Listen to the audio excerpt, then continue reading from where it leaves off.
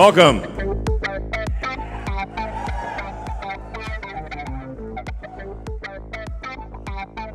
So, what we're going to.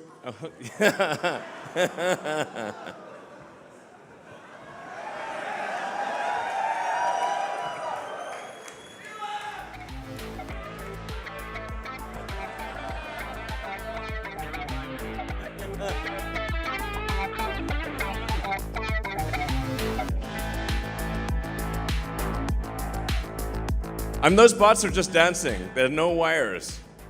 Those are actual robots.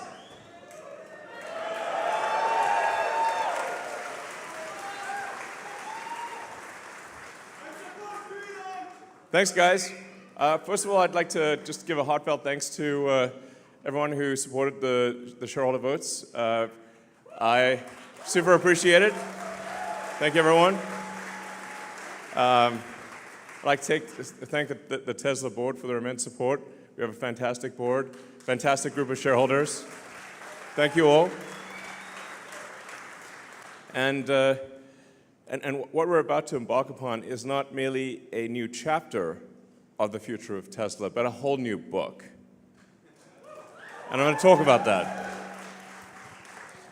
So this really is going to be quite the story. And Optimus is a fundamental part of that. The sheer scale of Optimus, I mean, I'm going to say a bunch of things that probably I shouldn't say, but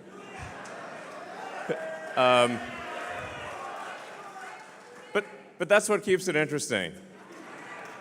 I mean, have you watched any other annual shareholder meeting? I mean, honestly, I was like, if you need to go to sleep, sure. Other shareholder meetings are like snooze fests. But ours are bangers. Look at this. This is sick.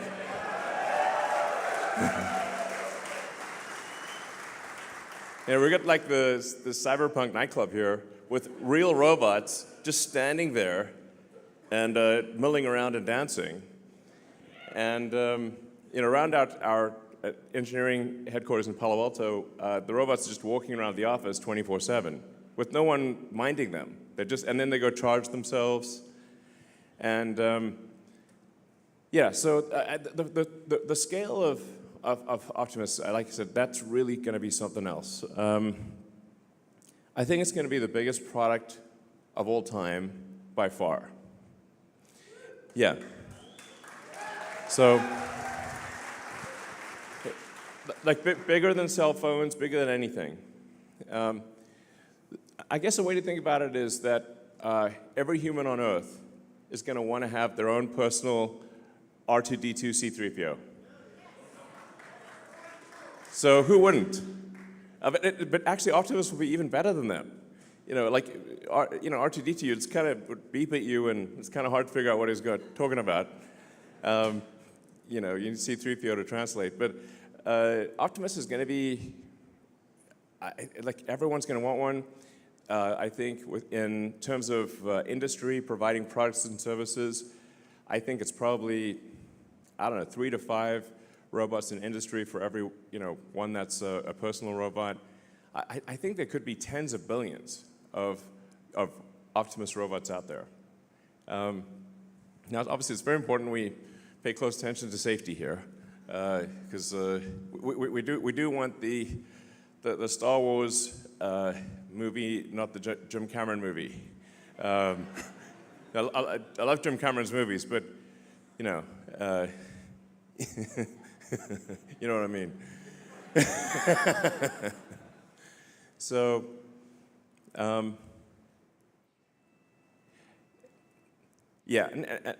So we're gonna launch on the fastest production ramp of any product, of any large complex manufactured product ever, and starting with building a 1 million unit production line in Fremont, and that's line 1, and then a 10 million unit per year production line here on the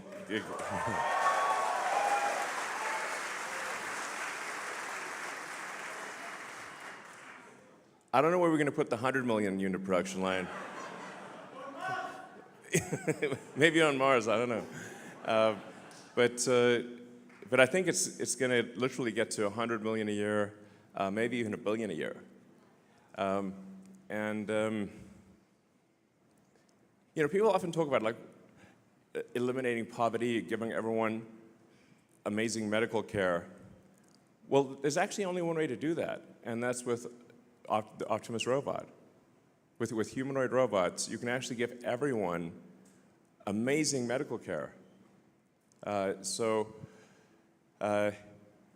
terms of Optimus will be more precise. Optimus will ultimately be better than the best human surgeon, with a level of precision that isn't possible, that is beyond human.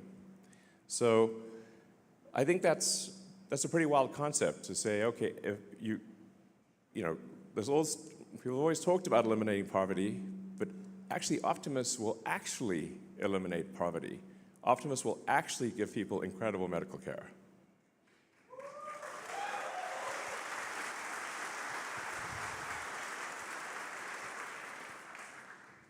So, I mean, and so you start getting like sort of some pretty wild sci-fi sort of scenarios where, yeah, and some of these things I say will obviously be taken out of context and used in snippets and, you know, sent around, but whatever. I'm still going to say them. You know, like I think we may be able to give people a more, if somebody's committed crime, a more humane form of containment of future crime, which is if you say like you now get a free Optimus and it's just going to follow you around and stop you from doing crime. But other than that, you get to do anything. It's just going to stop you from committing crime. That's really it. You know, you don't have to put people in like prisons and stuff. I think it's pretty wild to think of the various of all the possibilities, but I think it's clearly the future. You know, my book recommendation for maybe the best, mostly utopian sci-fi future are the Ian Banks books, the culture books. So if you're curious, like what do I think the future is probably like? I think it's probably a bit like that. Or, you know, Asimov to some degree, but I think it's, and Heinlein, but Ian Banks, if you're like saying, what does Elon think the future probably will be like for AI and robots, it's kind of Banksian.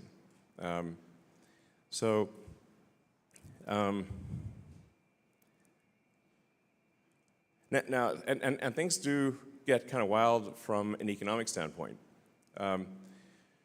Because at a certain point, with AI and robotics, you can actually increase the global economy by a factor of 10 or maybe 100. There's not like an obvious limit.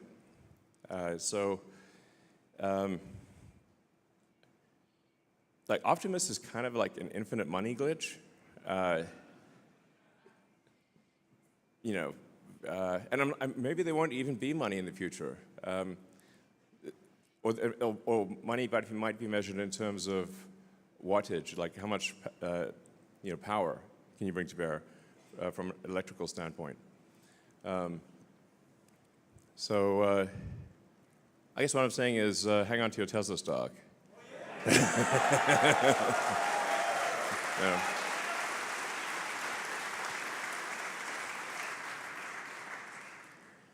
So, yeah, man, it's pretty wild. You're welcome.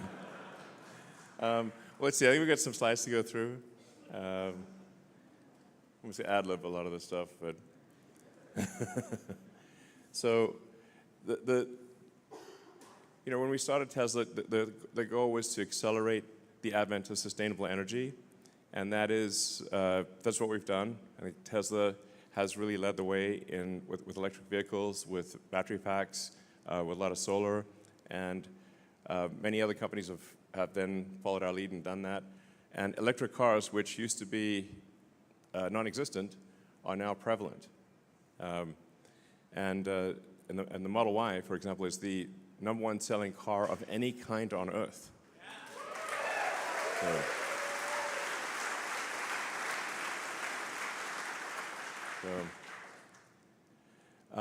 But obviously now with AI and robotics, we need to update our mission. And our mission, I think it's good. It's a great mission, which is to achieve sustainable abundance. Which is, it's like, because I often ask people, like, what is the future that you want? What's the best future you can imagine? Because we want to try to make that future, like make the best future you can imagine. And I guess probably the best future is if people, can have whatever they want from a goods and services standpoint or medical standpoint, but at the same time we don't destroy nature, and we keep the rainforests and the beautiful national parks and all that stuff. And so that's what I mean by sustainable abundance. Is that people, can have whatever they want, have all their needs met, but we still keep all of the natural beauty that we want. Okay.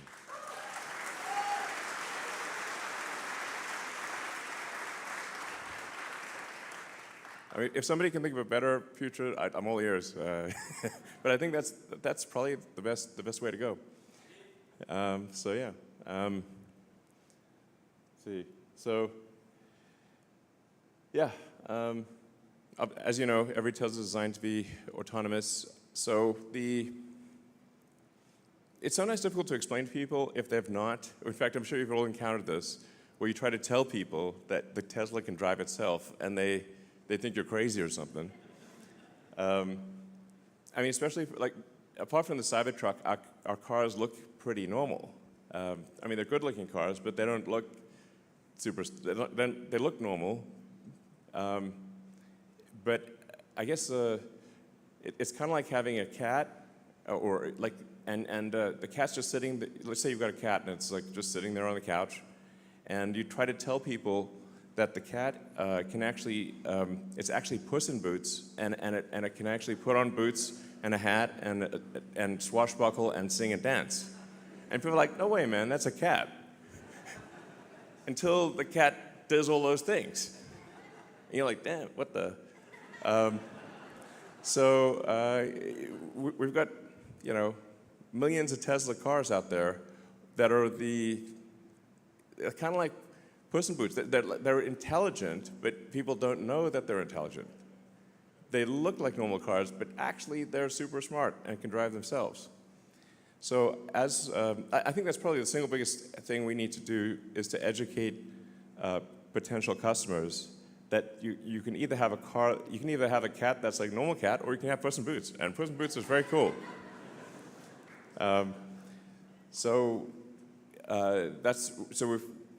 These days when people come to our stores, or even people that have the car haven't turned it on, we find, and sometimes people have paid for FSD and haven't turned it on. We're like, what? You should at least try it once.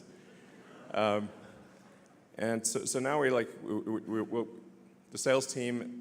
The service team will actually sit with customers and say, look, let us show you how it works and how easy it is. And then once they've tried it for even just a few days, they can't live without it. And now with version 14, we're actually getting to the point where we almost feel comfortable allowing people to text and drive, which is kind of the killer app. Because that's really what people want to do. And do. Actually, right now the versions, the car's a little strict about keeping your eyes on the road, but I'm confident that in the next month or two, we're going to look closely at the safety statistics, but we will allow you to. Text and drive, essentially. Yeah. So, yeah.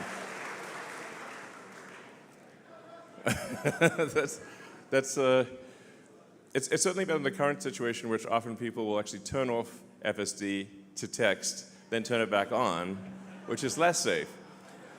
So, so yeah, that's probably the single biggest thing is just get people aware of FSD. And then obviously we need to get it approved in Europe. So we certainly appreciate the support of our customers in Europe pushing the regulators to approve FSD, because you can't even get even just normal supervised FSD is not allowed in Europe currently, which doesn't make any sense. And I've had these like crazy conversations with the regulators that seem like a Franz Kafka novel, where I'm like, well, look, we have billions of kilometers of data that shows that FSD increases safety. And they're like, well, we have to have all these committee meetings. I'm like, yeah, but people's lives are at stake here. So definitely a pressure from our customers in Europe to push the regulators to approve would be appreciated. And then we have partial approval in China, and we hopefully we'll have full approval in China around February or March or so. That's what they've told us.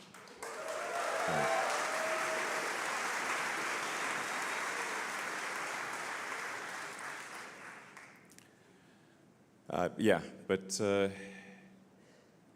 yeah, the fact that every Tesla car is capable of full self-driving, every car we build and have built for the last several years is capable of full self-driving is pretty wild, and most people don't know that. So, and then we've got the first car that is specifically built for unsupervised full self-driving to be a robotaxi. It's called a cybercab. It doesn't even have pedals or a steering wheel. Yeah. So there's no side view mirrors. There's no yeah. So it's very much optimized for the lowest cost per mile in an autonomous mode. And that production is happening right here in this factory, and we'll be starting production in April next year.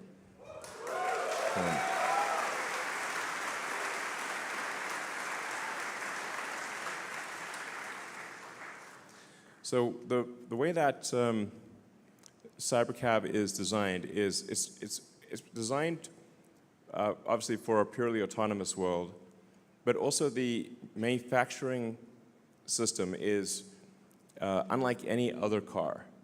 The manufacturing system of the Cybercab, it's closer to a high volume consumer electronics device than it is a car manufacturing line. So the net result is that I think we should be able to achieve, I think ultimately less than a 10-second cycle time, basically a unit every 10 seconds.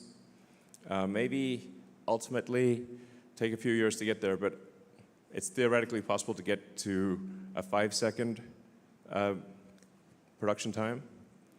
And so what that would mean is you could get on a line that would normally produce, say, 500,000 cars a year at a 1-minute cycle time, like Model Y, this would be maybe as much as 2 or 3 million. Maybe ultimately, it's theoretically possible to achieve a 5 million unit production line if you can get to the 5-second cycle time. So.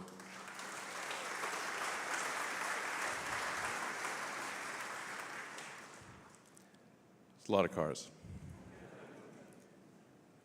So these will be everywhere in the future. So, and we wanted to look futuristic, so it changes the look of the roads. So now the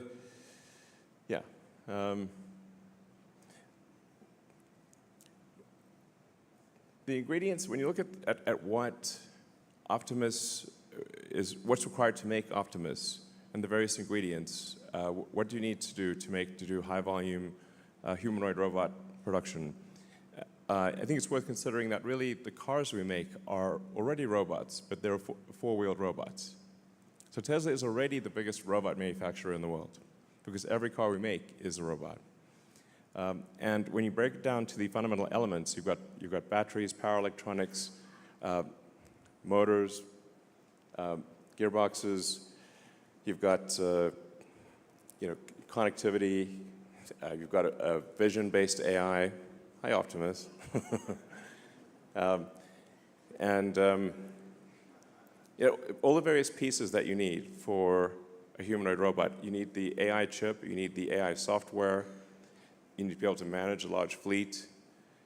And so really Optimus is a robot with arms and legs as opposed to a robot with wheels. So Tesla's ideally suited, I think, to succeed in this arena. You will see certainly many companies showing demonstration robots.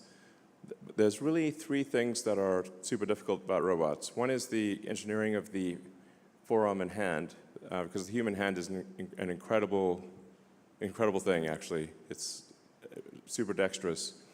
So engineering the hand really well, the real-world AI, and then volume manufacturing. Those are generally the things that are missing. One or more of those things are missing from other companies. So Tesla is the only one that has all three of those. Yeah. So, yeah.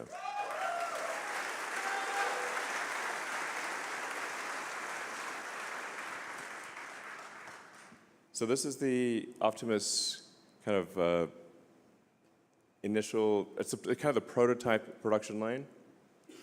The high volume production line will be very automated, obviously, but this is really the production line that we use to make the prototypes. So you can get a sort of rough sense for what it takes to build the robot.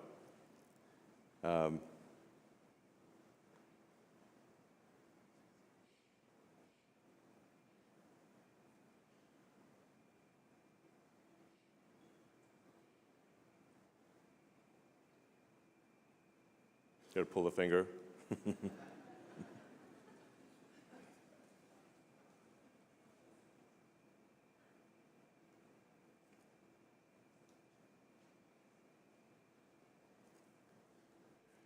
And then, as I've said before, I think once we reach about 1 million units per year of sustained production or in excess of that, I think probably the cost of production is around $20,000 in current year dollars. So this will be certainly very affordable. Yeah, like I said, I think Optimus will ultimately increase the size of the economy probably by a factor of 10 or more. Next year we start production with Optimus version 3. What you're seeing here is Optimus version 2.5. Optimus 3 is an incredibly good design.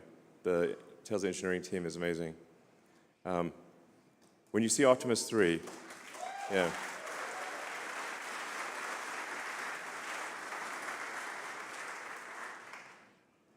It will seem as though that there's someone like a person in a robot outfit, which is how we started with Optimus. It really is going to be something special. And then Optimus 4, that hopefully starts production in 27, and then Optimus 5 in 28. So it's kind of like an annual release cycle with significant improvements with each one and gigantic increases in the scale of production. So, yeah, sustainable abundance via AI and robotics. That's the future we're headed for.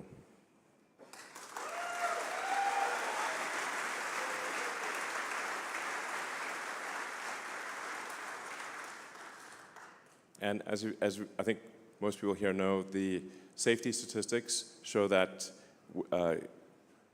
miles driven on FSD are much safer than miles driven without it. So what this will translate to ultimately is saving the lives of millions of people and preventing hundreds of millions of accidents. So a massive increase in lives solved and tragedies avoided. It's going to be amazing.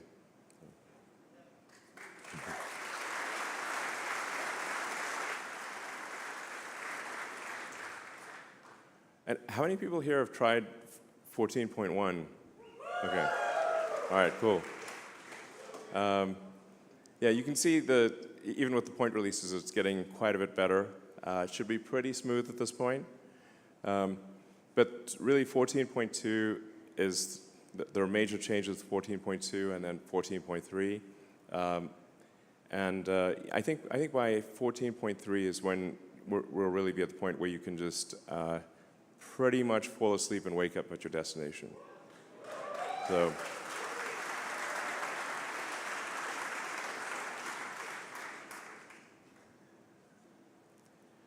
And then I've been putting a lot of time into the new Tesla chip design because in order to have a functional robot, you have to have a great AI chip. And it needs to be an inexpensive chip, and it needs to be very power efficient.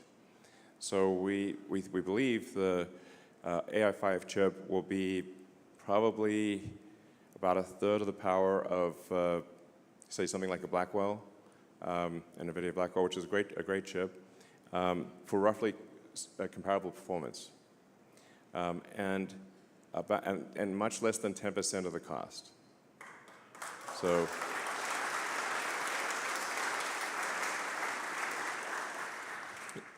this is a chip that is very much optimized for the Tesla AI software stack. So it's not meant to be a general purpose chip, it's meant to be an amazing chip for the Tesla AI software. I mean, a couple things that I think how is Tesla able to achieve such an improvement? I think it is because we are specialized. We're not trying to, NVIDIA has to serve the superset of all past and future customers. So all of their requirements, all of the software that they've written has to work, which is a very difficult problem. Whereas we just need to make it work for our software. And so we were able to simplify the chip dramatically. And then we also, I think we're unique in this, but we have an integer-based system. And integer operations are fundamentally more efficient than floating point operations. So we can do floating point, but the vast majority of our inference is done in integer, which is, if you're familiar with sort of logic gates, like the simplicity of integer, and integer is much more power efficient, much more silicon efficient, but you actually have to train for integer inference, which everyone else is training for floating point. That's kind of like a niche technical detail, but it's actually very important. So yeah, this is going to be a great chip. So this chip will be made in basically in 4 places: TSMC Taiwan, Samsung Korea, TSMC Arizona, and TSMC Texas.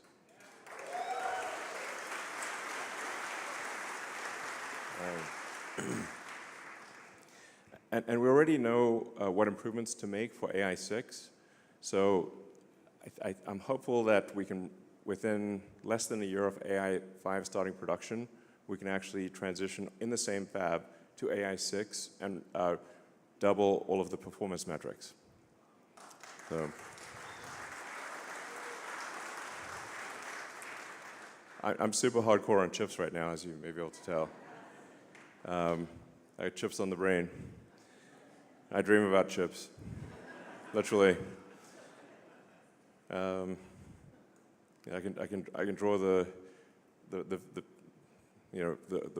at least the broad brushstroke physical design of the AI5 chip by heart at this point. It's a good chip. It's a good chip, sir. So this is really key.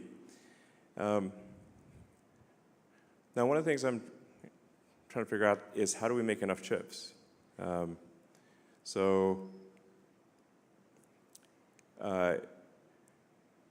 I have a lot of respect for the Tesla partners, TSMC and Samsung. Maybe we'll do something with Intel. We haven't signed any deal, but it's probably worth having discussions with Intel. But even when we extrapolate the best case scenario for chip production from our suppliers, it's still not enough. So I think we may have to do a Tesla terafab. So it's like Giga, but way bigger. I can't see any other way to get to the volume of chips that we're looking for. So I think we're probably going to have to build a gigantic chip fab. Yeah.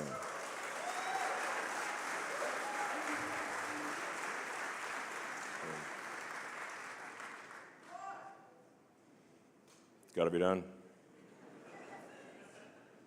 So anyway, some of the stuff I've already talked about. Yep, we've done a tremendous amount for sustainable energy, and that's only going to grow over time.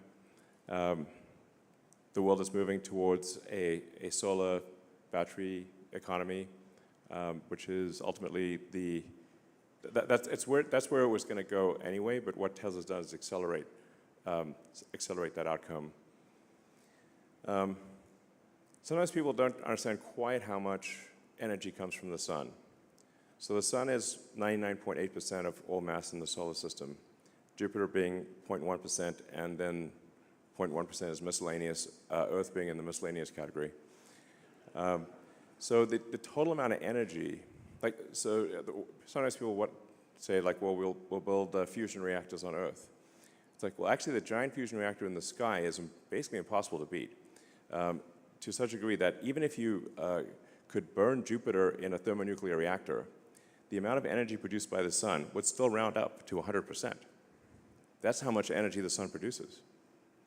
So solar power is necessarily the future. And I think there's going to be a lot of solar-powered AI satellites. And I think Tesla's going to play a role in that.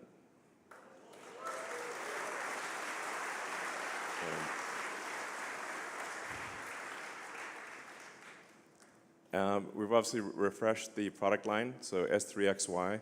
If people haven't tried the Model S, 3X or Y, or the Cybertruck, I recommend at least getting a test drive or a test ride, as the case may be. Try out the full self-driving, and I think you'll be blown away. To those who do not, if you might be listening and don't have a Tesla, you should try one.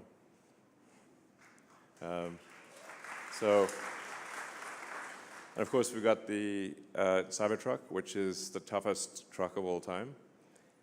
It's literally bulletproof, faster than a Porsche 911, and can out-tow a Ford F-350. So it's a great car, great truck.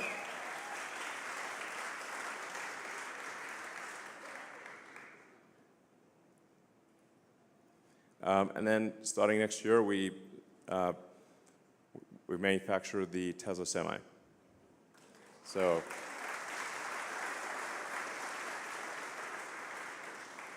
this is already, we already have a lot of prototype Tesla Semis in operation. PepsiCo and other companies have been using the Tesla Semi for quite some time. But we will start volume production at our Northern Nevada factory in 2026. So we've got two big products, or three massive products starting production next year. We've got Optimus, we've got Tesla Semi, and we've got the Cybercab. So,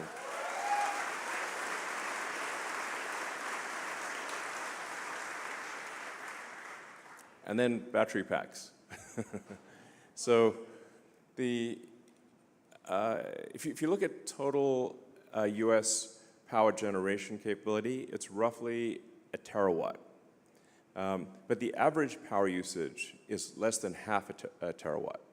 And that's because there are big differences in power usage between day and night. So the daily and seasonal variations in power consumption mean that the United States, and really every country, is only producing about half as much electrical energy as it could. Because without batteries, there's no effective way to buffer the energy. So what batteries actually enable is, even if you don't build any incremental power plants, you could double the energy output of the United States just with batteries. This is a super big deal. And in fact, I think that's really where most of the incremental energy production in the United States is going to come from. It's literally batteries. So a bigger deal than it may seem.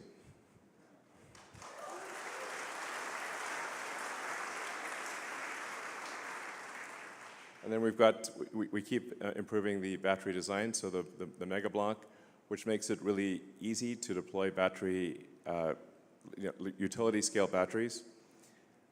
So we've just simplified and brought more of the components to be internal to the batteries, so you can just show up and drop off a battery and it works. And then hopefully over time we will actually add more and more of the power electronics so that Megapack will actually be able to output up to 35 kilovolts directly.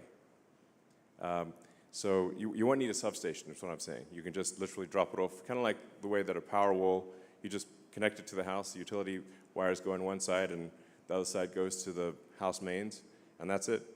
So we want to get Megapack to the point where you just literally take the utility wires and you plug them in, and it just works. So.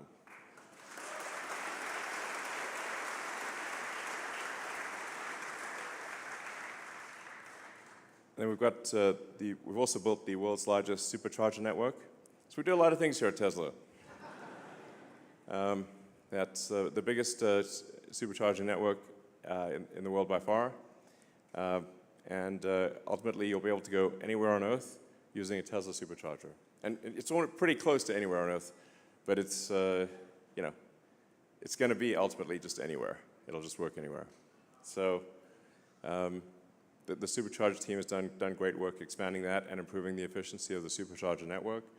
And in North America, they did such a good job that the other car companies basically said, well, they'll just use the Tesla supercharger network. I'm like, okay, sounds good to us.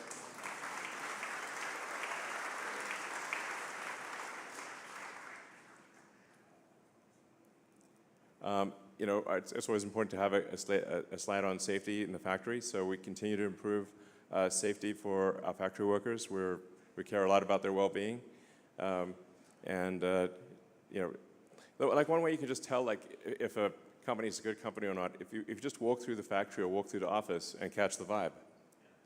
And the vibe in the Tesla factory is good. People are happy. That's how you know it's a good company.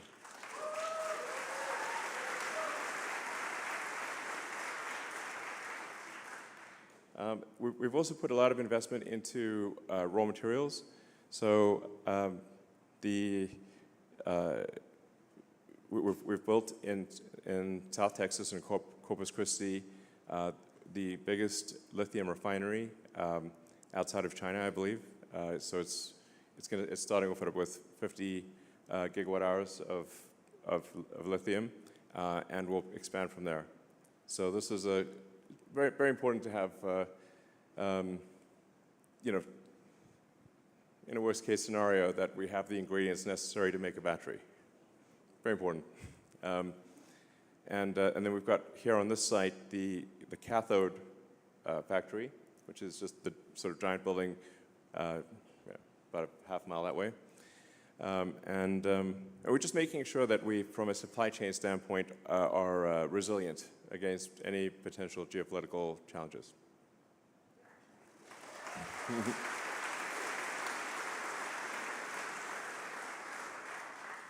And then also at this factory, we also make the 4680 cell, which is getting better and better.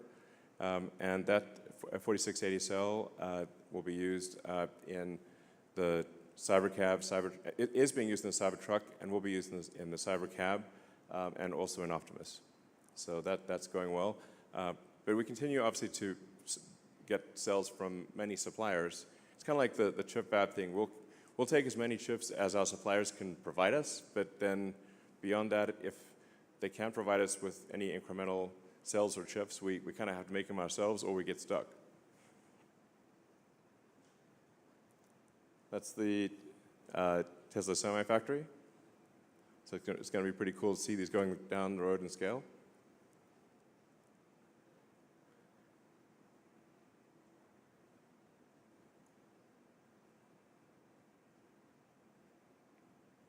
Yeah, so that's the basic plan. Sustainable abundance for all.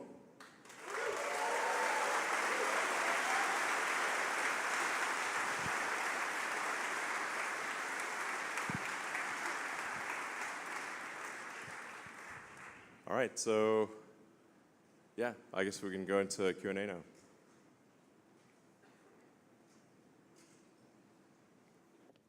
Maybe at the next annual shareholder meeting, we'll have Optimus take some of the questions. That'd be cool.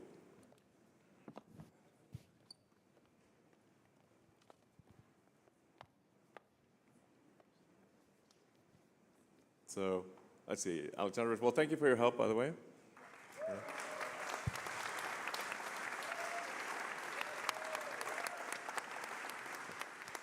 Yeah, please go ahead. Thank you. Is that a mic?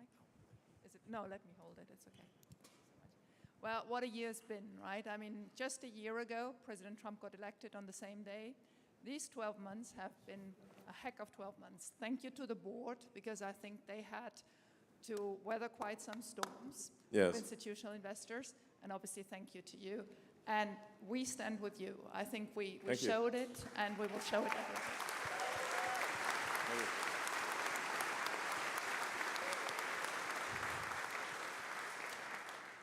So we would like to express a wish, please. This is a nice venue. We love coming to the factory, and I think it's actually great we're doing this at the factory. But there are thousands of retail investors who are crying because they cannot. They come to me. I love playing the mama, but I now give it to you. Please organize a bigger venue. We're bigger than Berkshire, and we will do better than Berkshire. Okay, sure. And we can pay. Make it happen. Yeah. Actually, Tesla will be way, way, way bigger than Berkshire long term. It's going to be kind of nutty. All right, we'll do the next one. Maybe we'll do it in the,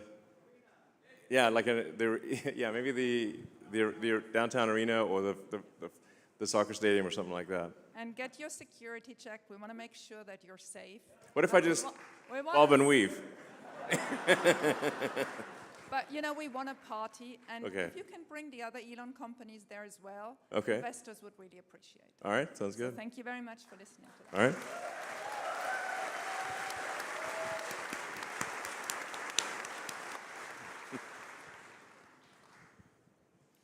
Elon, as a father, I just want to first thank you for everything you're doing in the world, especially freedom of speech. Thank you. And one question.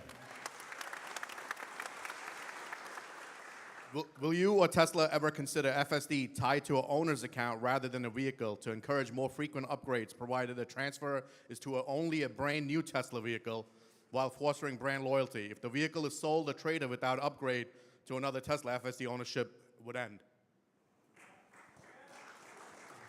Well, we have done that a few times. I guess we could extend it again. All right, we'll extend it. We'll extend it for at least another quarter, and then play it by ear after that. All right.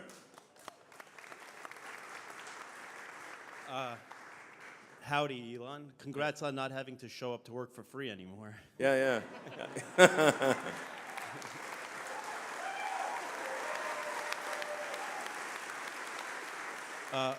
We now have over a $40 billion war chest. We're cash flow positive and will remain that. We know how you feel about fiat already. Is it time to take a look at Bitcoin? What's your belief on that? Also, you've hinted towards that there's a wheelchair accessible model in the works. Were you referring to the Robovin? And if so, can we please speed up production to help the least fortunate? Sure.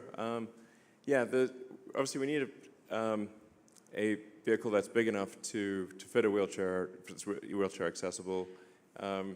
So I think that is the Robovan or Robust or whatever we call it. I mean, it's not like we're slowing down because we want to slow down. It's like we're spinning like a zillion plates here. But I do think it would be very cool because I think aesthetically as well, it just would change the look of the roads and make it feel like the future. So it won't be long before we make that. But since we do have Optimus, we've got Cybercab, Optimus, and Semi all next year. We'll probably have to be maybe the year that, a couple years from now or something like that. But we certainly will make a wheelchair accessible vehicle. So.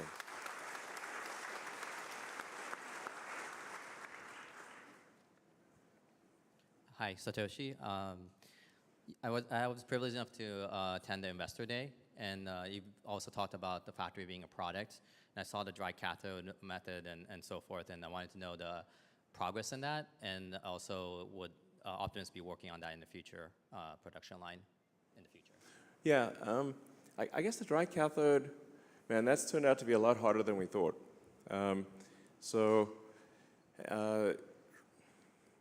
It does look like it's going to be successful, and it will have some cost advantage relative to wet cathode. But if I had to wind the clock back, I would probably have gone with wet cathode instead of dry cathode, because it just turned out to be a lot harder to make it, capable of high volume production with super high reliability. But we will be scaling up battery cell production at Tesla.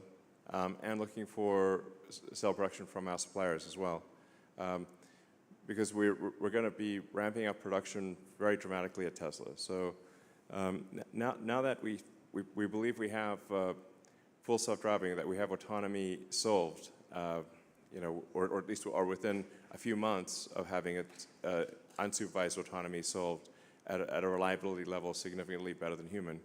That means it's time to ramp up production, because the value proposition is now much greater than a regular car. The killer app really is for people: can you text and drive, or can you sleep and drive? Can the car take you to your destination, or do you need to pay attention and have to drive it? Before we allow the car to be driven without paying attention, we need to make sure it's very safe. But like I said, we're on the cusp of that. I know I've said that a few times, but we really are at this point, and you can feel it for yourselves with the 14.1 release.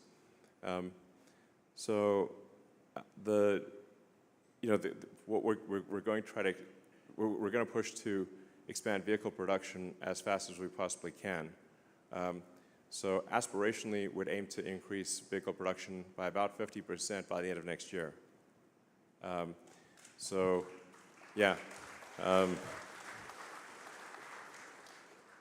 it's very hard to increase production, but that's roughly, I don't know, maybe we get to, like, I'm just guessing, at an exit rate by the end of next year of around 2.6, 2.7 million vehicles, annualized production, and then aim to get to maybe 4 million by the annualized rate by the end of 27, and then maybe 5 million by the end of 28. Those are our aspirational goals. So this is a gigantic increase in output, which means that the entire supply chain has to move in unison with that increase in volume. The nature of producing a large complex product is that it moves as fast as the least lucky, dumbest element in the entire system, and there's 10,000 plus items. But this, like I said, this really is it's not just a new chapter for Tesla, it's a new book. And that new book is massively increasing vehicle production and ramping up Optimus production faster than anything's ever been ramped up before in history. So.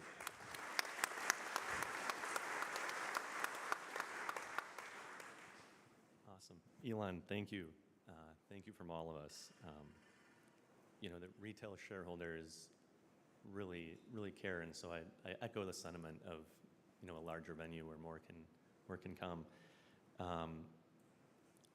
You know, as a testament to that, I was fortunate enough to be here last year, and since then, touring the factory, talking to, you know, people that work here, I'm just a retail shareholder, but increased my holdings 12 times, right? So I know it's really engaging and gives people a confidence, and so thank you for having us, and I do echo that. I hope it grows.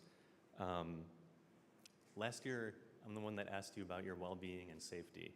Oh, yeah. I'm And- still alive. And, you know, there was a broad, you know, general question, and it was before, you know, some of the uncertainty that's unfolded since then. And Yeah. so I hope it had a positive, you know, impact, and, you know, we all care. And so my question this year, you've talked recently about the most mind-blowing product demo of all time, and a shot at being the most memorable product unveil ever. Roadster. Yeah. And I have patiently been waiting on my Yes. Founders Series Roadster reservation. So Yes. on behalf of the Founders Series guys that have stuck in there, can we be invited to this unveil? Oh, yeah, sure, absolutely, definitely. Okay. Yes. So all Founders Series can be invited? Yes. I mean, it's the least we could do, frankly, for people that are long-suffering Roadster reservation holders. I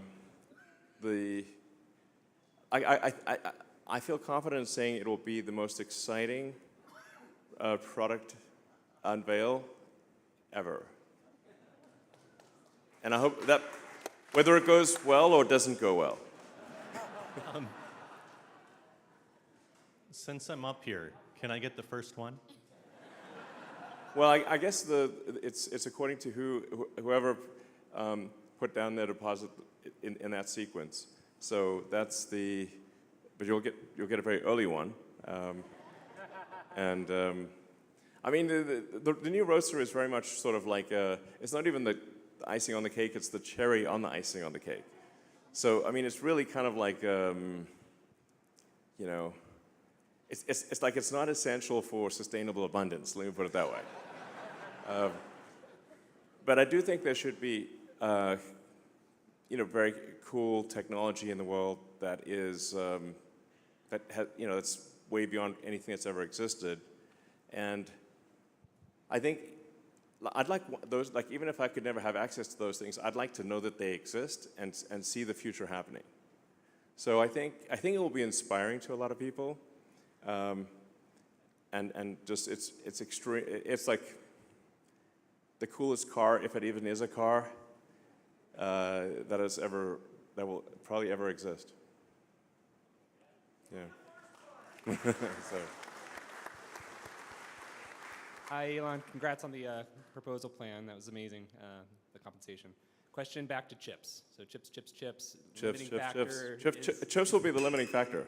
To the future. So on Yes. that, Chips and electricity are the two limiting factors. yeah, and we got the energy and power and energy packs ready to roll. So I think on the chips, I think you said TSMC, Samsung, perhaps Intel, 14A, and several different sites. I heard a couple U.S. factory sources, which is I mean, awesome. we're like everyone. Everybody. You know, it's like, Yeah. yeah. And so I guess is there an open door in the future of investing directly into some of those foundries? And second question, how big is a Tera factory? Can you put that in scale and Oh, yeah, that's a good point. conceptualize? That's a semiconductor Tera factory?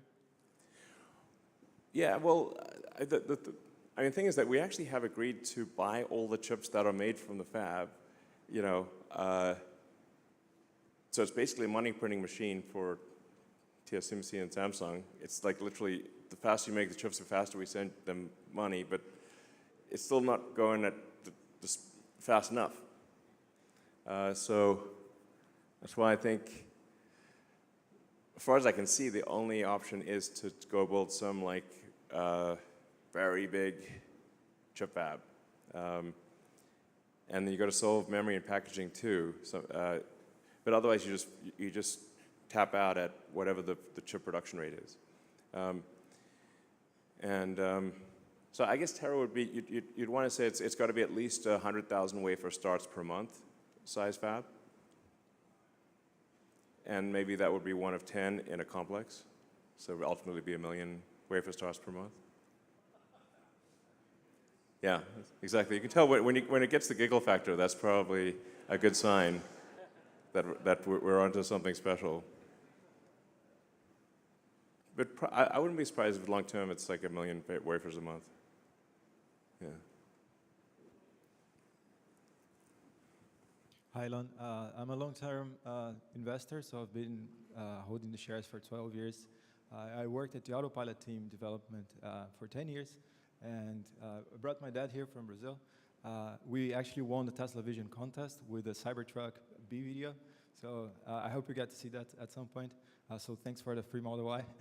And my question is about, obviously, market expansion, but not only South America, Brazil, but also into Mars, like with the upcoming rendezvous of Mars and Earth. What's going to be in the payload, you know? What are we going to send there? Well, Optimus is going to play a big role. Well, Optimus and I think Tesla vehicles will play a big role on the Moon and Mars. So for a Moon base and a Mars city, Tesla vehicles and Optimus robots are natural fit for building and operating a Moon base and a Mars city. So, sorry? Cybertruck also? Yeah, it's Cybertruck. You will need to drive around in a pressurized vehicle if there's a person inside. But yeah, it'll be something cool. Next level Moon buggy or Mars buggy. So, all right. Hi, Mr. Musk. Gaurav. Been a fan of yours since 2006. I think I saw a piece in Popular Science magazine. It was really cool, and I think I was 15 at the time. Shareholder since 10 years now. It's been really, really rewarding. It's changed my life. So thank you very much to you and Tesla. My question is regarding Tesla's mission for a sustainable future as it pertains to autonomy. I personally fully expect a deflationary period after, unlocked by autonomy, basically, both in moving humans and goods and whatnot, excluding Optimus even. Yeah. What efforts is Tesla going to focus on to reduce the dollar per mile? Rough math, I think like 30 cents a mile would be really nice. 50 cents is pretty good too. I mean, looking at inflation later on. And then I guess the second part of that, how low does it have to be for people to just stop buying cars, like where it doesn't make economic sense to do that? I expect that to affect economies of scale and then further increase the pricing of vehicles there on out. So what is that node at which inflection happens? Well, in terms of cost per mile, I mean, we do see a path with a lot of work to get below 20 cents a mile in current year dollars. I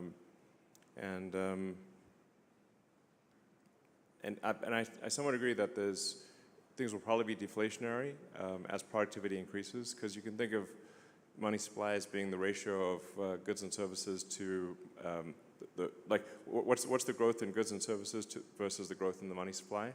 That ratio is basically inflation. And so if the output of goods and services grows faster than the money supply, then you necessarily have deflation, or vice versa. They try to make it sound complicated, but it's not. So I'm not sure that even government overspending can actually. I think government overspending will be lower than the increase in productivity of goods and services, which would imply deflation as you expect. Sorry? What about economies of scale and the impact it has to how you respond as an automotive company when people stop potentially buying cars? Economies of scale? In like auto manufacturing, for instance, it only makes sense if lots of people buy your vehicles. The total number of vehicles will decrease. The sort of vehicle fleet out there is about 2 billion cars. But 2 billion, if you add up all cars and trucks that are not at a scrapyard, I think it's around 2 billion. But that number would decrease with autonomous vehicles. So the total fleet size would drop. I actually think miles driven will increase because it is now much less painful to travel somewhere. So if somebody's thinking about traveling across a busy city, then they'll take into account, well, how much pain do I have to deal with? If I have to go through 2 hours of traffic, I probably won't do it. But if you're just, say, sitting in a cybercab watching a movie or doing some work, then it's just like sitting in a little lounge. So I think you'll see probably a significant increase in total miles driven, but at the same time, a decrease in the total active fleet of vehicles. I'd just like to reiterate how grateful we all are to have you on board, ready to lead us to another $7 trillion in market cap, at least. At least. Obviously. Thank you. My question is, how much of a concern is it that when Cybercab starts production in Q2 next year, that regulation won't be there yet to where you can deploy Cybercabs being produced? Or are you guys confident that every Cybercab you guys make, you'll be able to deploy? Yeah, I think the rate at which we receive regulatory approval will roughly match the rate of Cybercab production. It'll be maybe a little tight, but it's about right. And I'd like to thank Waymo for paving the path here. It's very helpful. Yeah, but I think we'll be able to deploy all the Cybercabs that we produce. And the other thing is, like, once it becomes like extremely normal in cities, it's just going to become like the regulators will have just fewer and fewer reasons to say no. And then you've got this, you've got the accident statistics at scale, and you can show that autonomous miles save lives. And you've got unequivocal, billions of miles to prove it. Then I think it's hard for regulators to say no. Yeah, true. All right. First of all, Elon, thank you so much for everything you do for the Tesla shareholders. Thank you. Do you see a path for Optimus to have consciousness downloaded to it? You mean human consciousness, or? Yes. Yeah, I mean, it's not like immediate, but if you said down the road, would you be able to, say, with the neural link, have a snapshot of, or at least an approximate snapshot of somebody's mind, and then upload that approximate snapshot to an Optimus body? I think that at some point that technology becomes possible, and it's probably less than 20 years. Yeah. But of course, you won't quite be the same, Be a little different, because you'll be in a robot body, and the mental snapshot will not be precise. It'll be probably pretty close, but not exactly the same. On the other hand, are you the same person that you were 5 years ago? Nope. I mean, a lot of things have changed. Yeah, but I guess at some point, if you want to be uploaded to a robot body, my guess is that becomes possible. Yeah. Hi, Elon. Space-based data center is a great idea, and I agree with that. Yeah. I was curious on your views on space-based solar power, the idea of beaming down microwave energy down to Earth so that you can just point it to where it needs to go without transmission, without distribution lines, and it's more energy dense, so less land use. Just curious on your views.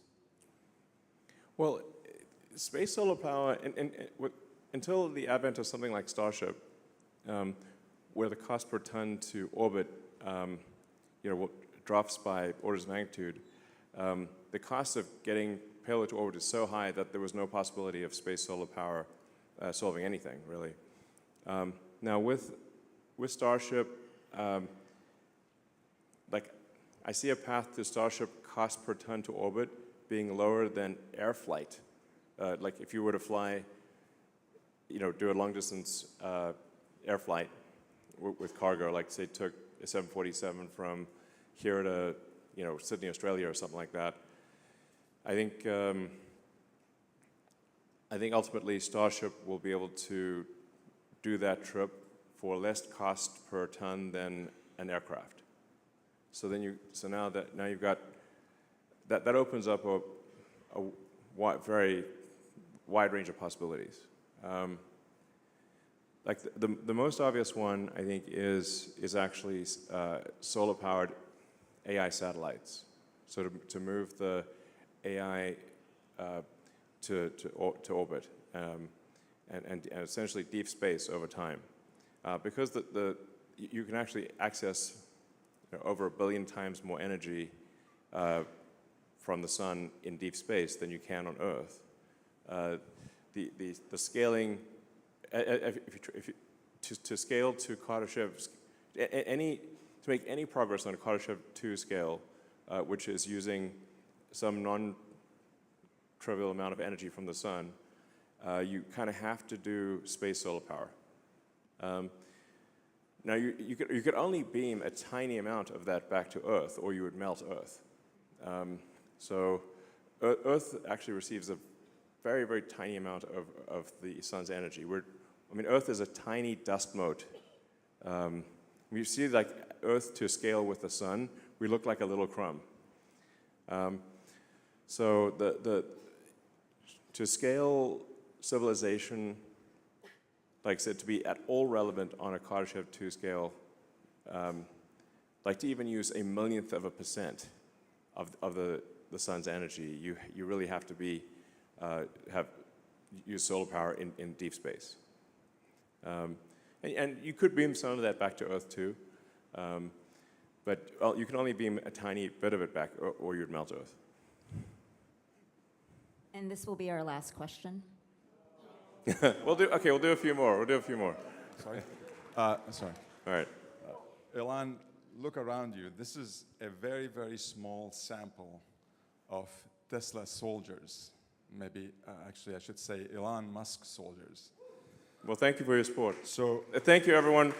I'd just like to say thank you from the bottom of my heart for your support. Thank you. And thank you, everyone out there. So, I know for sure a lot of them sold the farm to buy Tesla. And they stuck with Tesla through thick and thin, good days and bad days. Yes.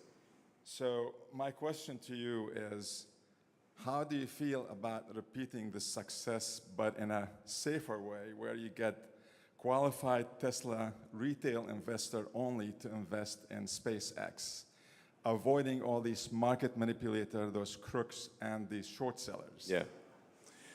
It is a tough problem that you highlight. I mean, unfortunately, over time, the parasitic load of being a public company has just grown over time. And so you get all these, like, spurious lawsuits, obviously, and they just make it very difficult to operate effectively as a public company. But I do want to try to figure out some way for Tesla shareholders to participate in SpaceX. That would be very cool.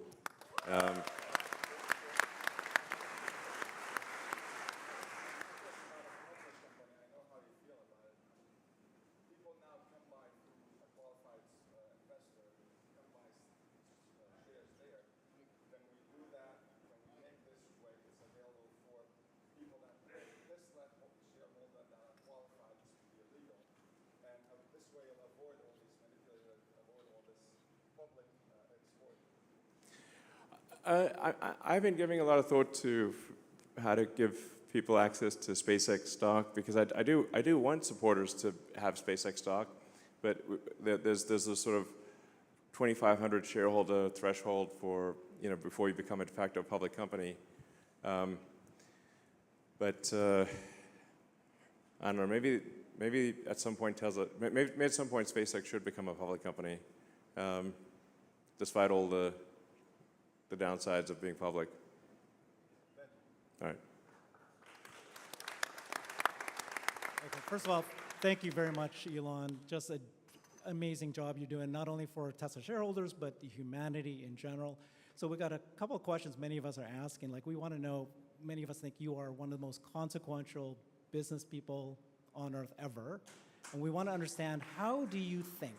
Like, for example, like a couple one, how did you know in the master plan part 2, this is like 2018 or something like that, you calculated at that point it takes 6 billion miles of FSD miles driven before maybe the world, the regulatory, would approve it. And then the second is, like, when you were deciding if Tesla's going to have, the hardware chips, AI chips, did you know at that time that at some point when you get to AI5, it's going to be used not only for cars, but for bots and for AI data centers? Like, was that luck a little bit, or was it like you kind of knew that that was going to happen? Well, generally, in terms of the estimates, like for the self-driving stuff, I generally try to get things to within an order of magnitude. It seemed to me like probably, and this was technically in kilometers, but it would be more closer to 10 billion kilometers, which is roughly 6 billion miles, than it would be to 1 billion.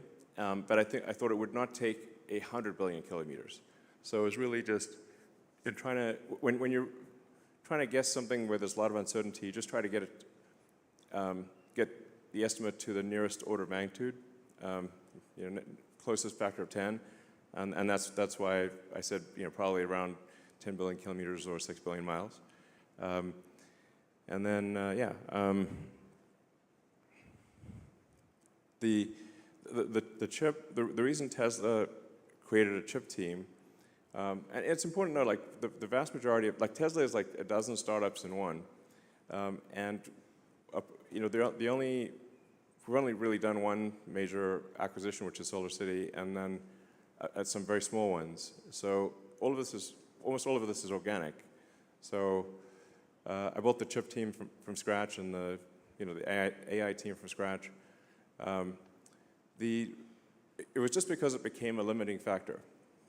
So for hardware 2, we used NVIDIA, but NVIDIA was at that time focused on making really AI server hardware, which obviously was a smart bet. They're currently the most valuable company in the world.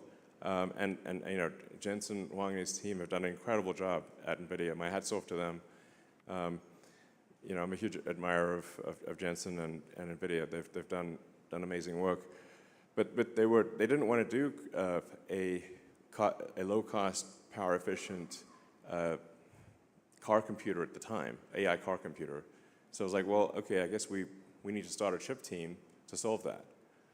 So then that's when I hired Jim Keller, and we built the chip team, and did AI3, then AI4. And then, to be honest, we made some mistakes there with AI5, but now AI5 is back on track, and we'll have a very rapid cadence to AI6 and so forth. And this is really necessary for the car to with AI4, I think we can get to 200 or 300% better than human safety, maybe 400% better. But with AI5, I think we can do 1,000% better, or maybe even better than that. Than human safety. So at a certain point, actually, it might be too much intelligence for a car. Because I was thinking, what if you get stuck in a car and you have too much intelligence? But then one of the things we could do is, when the car is idle, is use the car as a massive distributed AI inference fleet. So, with the consent of customers, we're like, do you want your car to earn money for you while it's sitting in your garage at night?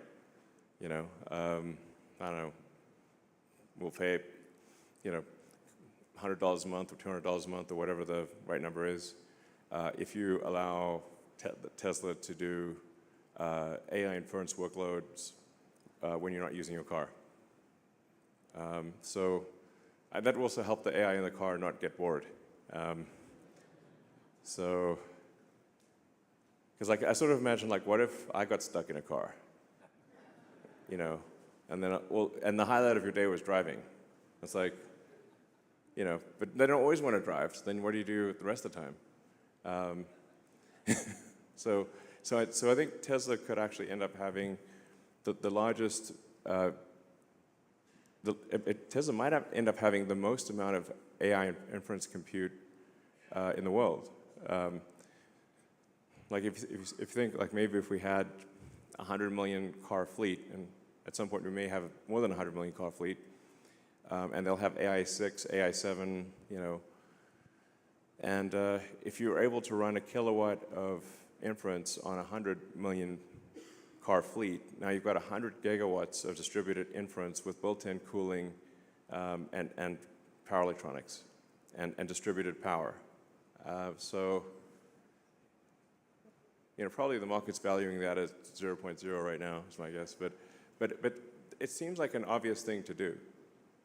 If you've got distributed inference AI and you've got the power and the cooling, which is very difficult to do the power and the cooling, and 100 gigawatts is a lot. I mean, the average, you know, as I said, the average power consumption in the U.S. I think is around 460 gigawatts for that's the entire electrical consumption of the U.S. So if you did 100 gigawatts, that would be a pretty big number.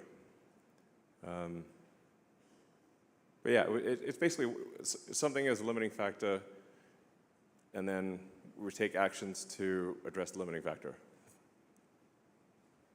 A quick follow-up. Thank you for that very much. A request for you. So you guys just unveiled the Cyber Bear. Looks fantastic. Oh yeah. We'd like to. It's beautiful. We'd want you guys, or you know, maybe do a Cyber Bull here in Giga, Texas. My name's Herbert. I've got a Brighter with Herbert channel on YouTube. This is the Cyber Bulls. We are representing the Tesla Bulls, and we stand with you, Elon. But wouldn't it be cool to have a Cyber Bull right here in Texas? Like a cyber longhorn? Cyber Longhorn. All right, sure. We'll do a Cyber Longhorn for the factory. All right.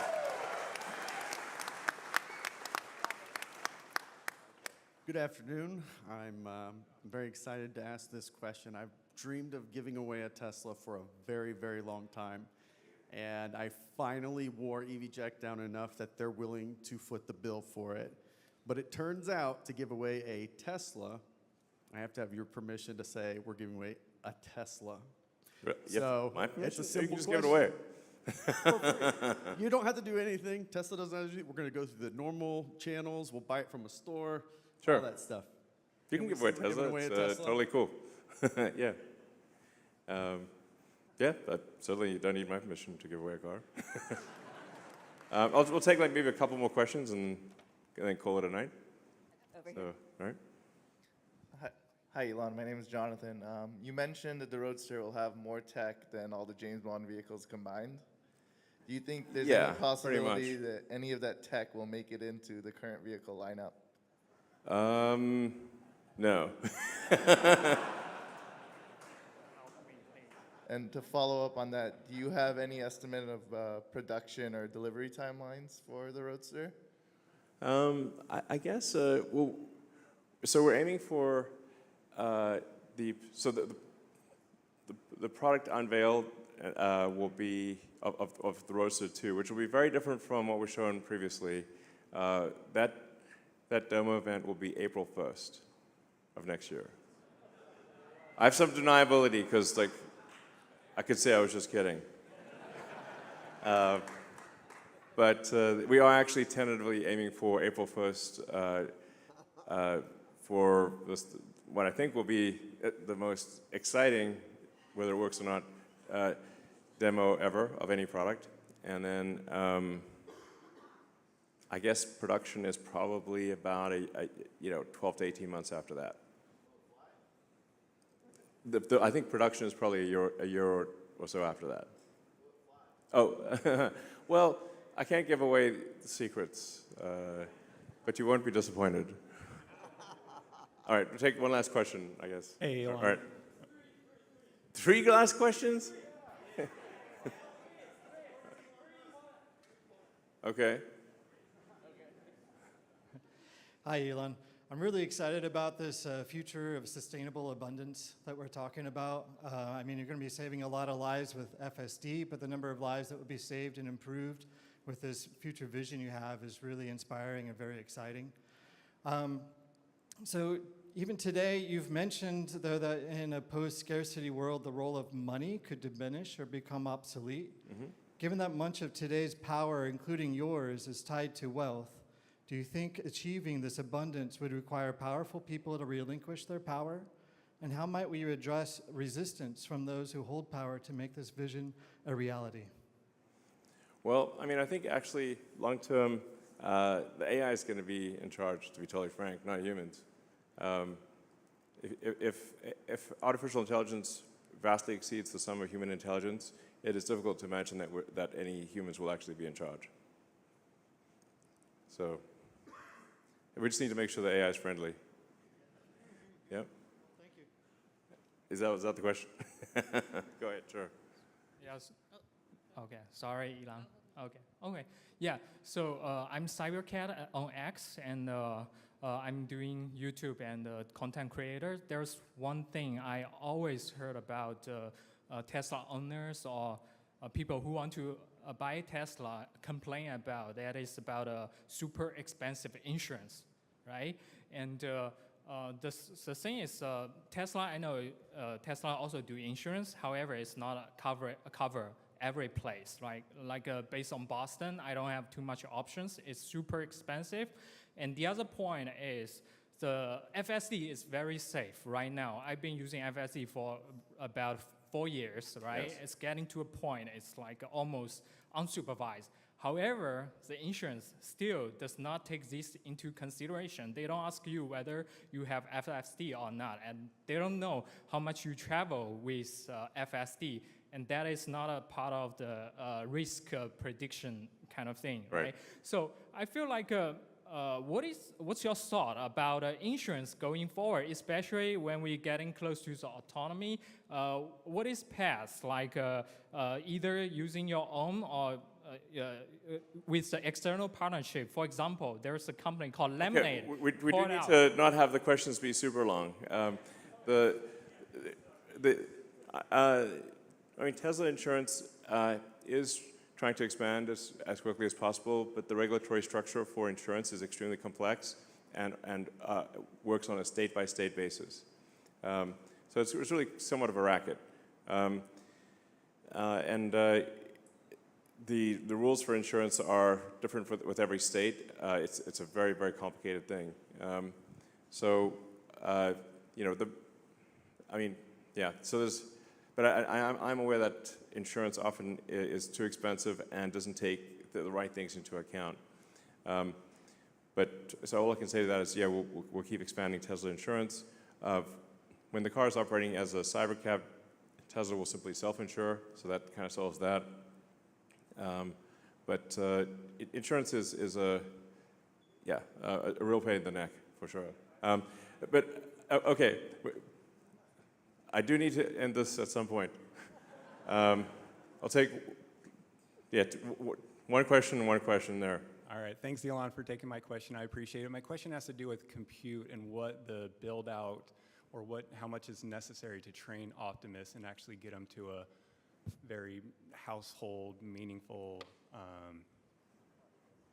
robot that can do things, and if the partnership with XAI would help accelerate that. Yeah, there's a lot of training compute needed for Optimus, because the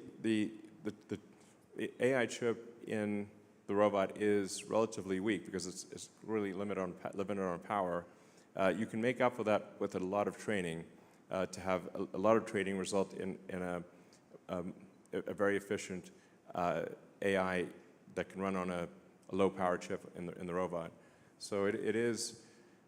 We will actually have to spend a lot of money on training. Like ultimately it'll be like tens of billions of dollars on training compute. So it's a big number.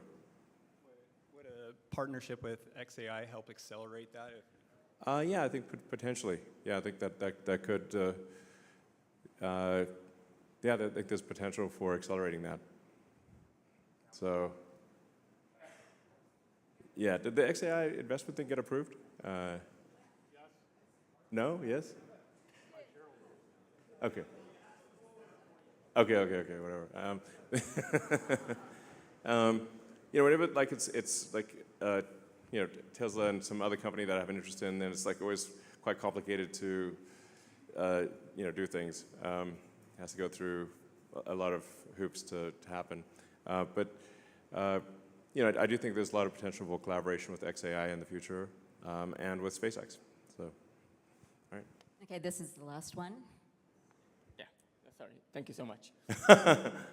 Captain Ali on X, I support you. Thanks you so much for everything you do. Very simple question. I'm from Israel. I don't represent a lot of people, but people do ask me, and I'm going to ask you, any chance to have the app in other languages, like Hebrew, for example? Some people struggle with.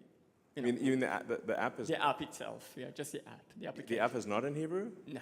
Oh. And a lot of people don't speak English, so it's okay. weird. Shoot, I thought we had it in all languages. Okay, well definitely the app needs to be in all languages. All right. So, all right.